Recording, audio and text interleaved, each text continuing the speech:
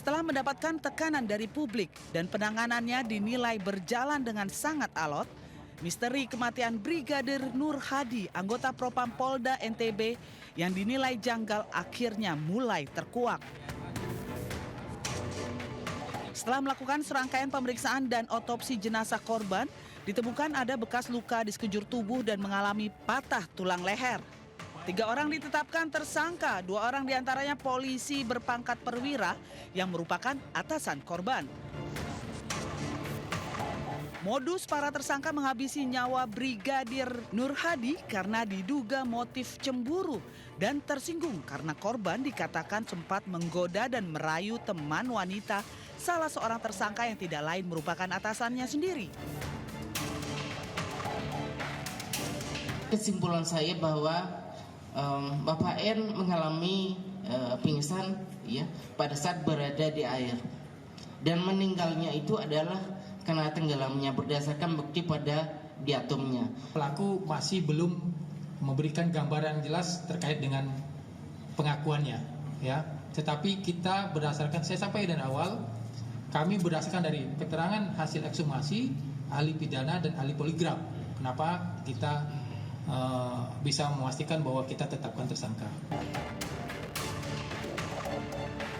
3 tersangka dijerat dengan pasal berlapis yakni pasal 351, pasal 359 dan pasal 55 KUHP.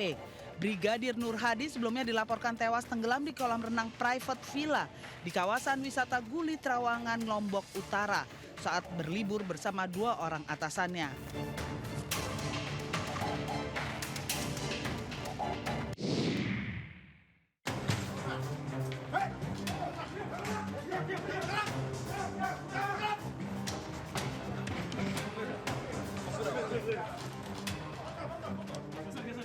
Polisi menggerebek lokasi persembunyian pelaku pembunuhan notaris di sebuah rumah kos di Jalan Sroyo, Kabupaten Karanganyar, Jawa Tengah. Pelaku tak berkutik karena polisi yang datang jumlahnya cukup banyak.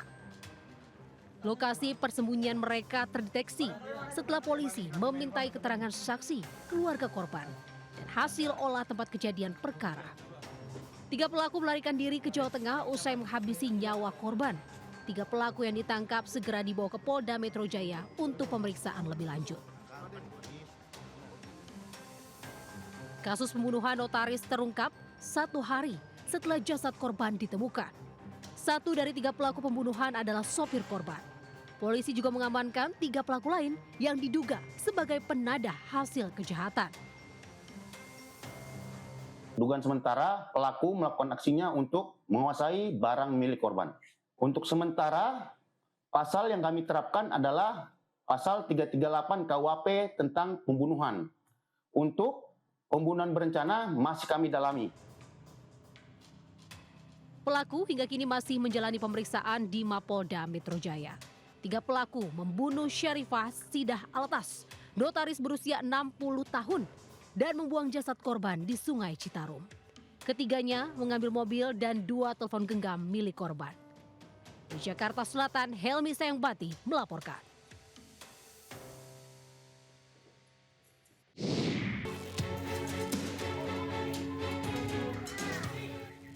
Warga Desa Lengkong, Kecamatan Mumbul Sari, Jember memasang spanduk mengingatkan warga lain yang melintas untuk berhati-hati karena ada tuyul yang berkeliaran di daerah mereka. Kekesalan warga terkait teror tuyul karena banyaknya warga yang kehilangan uang hingga jutaan rupiah. Tidak jarang, uang hasil jualan bensin eceran hingga uang dari amplop hajatan ikut hilang dicuri tuyul.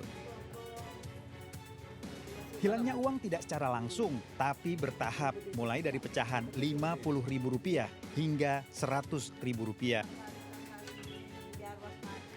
Warga bahkan mensiasati agar uang tidak hilang dengan rambut dan bawang putih.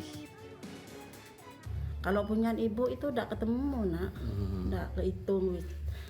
1 malam 50, 100.000 gitu. 1 minggu gitu, 1 minggu 2 kali hilangnya itu. Ya kalau maling kan diambil semua. Oh gitu. Iya. Totalnya berapa adanya? Punya Bu Anton 300, punya ini sebelah ini Andin 450. Kapolsek Mumbulsari AKP Fatur Rohman meminta warga menurunkan spanduk teror tuyul karena akan menimbulkan keresahan masyarakat. Terkait uang warga yang hilang, polisi akan menyelidiki lebih lanjut. Dari Jember, Jawa Timur, Bambang Sugiarto, iNews melaporkan.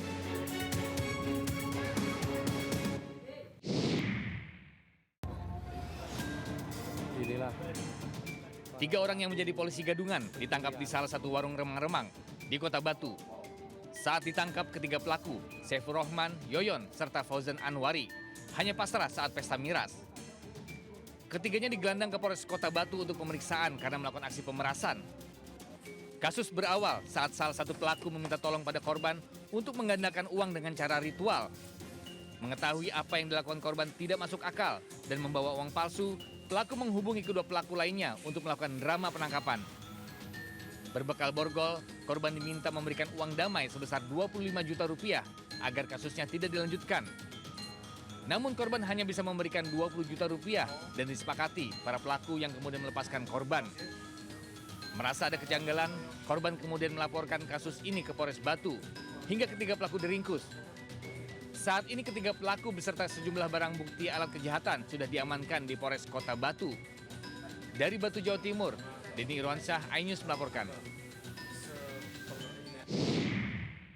Wah gila, udah nabrak nih. Wah gila, udah nabrak. Seorang pengendara merekam mobil Dinas Propam Polres Tapanuli Selatan yang terlibat aksi kejar-kejaran di ruas jalan di Kota Medan Minggu malam. Mobil tersebut dikejar kendaraan lain karena diduga pelaku tabrak lari. Insiden saling kejar ini viral di media sosial. Saat diberhentikan paksa, pengemudi mobil Dinas Propam ternyata seorang pelajar berusia 16 tahun. Pengemudi bersama seorang wanita dewasa yang disebut sebagai guru mengemudinya. Hasil penyelidikan, Polda Sumatera Utara tidak ada kasus tabrak lari dan mobil dinas yang dikemudikan pelajar itu adalah milik pelaksana tugas Kasih Propam Polres Tapanuli Selatan.